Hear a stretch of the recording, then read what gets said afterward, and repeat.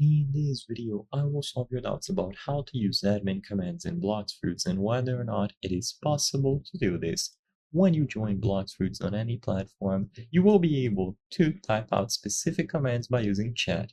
So in here, you can type a slash and then follow it up with a specific command. If you type slash, you can actually see some options here.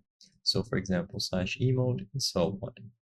Now, if you are curious about all of the commands that you can use, you can go to the official wiki, and as you can see, they have some recommendations. So for example, if you type /e space YouTube, you will be able to hide the GUI and so on.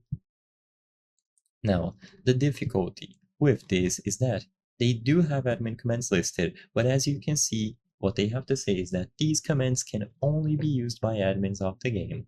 So some of these will give them specific fruits, will give physical block fruits, allow them to change their fighting style, do things like banning users, kicking users, freezing, and so on. And of course, if you try to use any of these commands yourself, you will notice that either they don't work or they will just give you an error.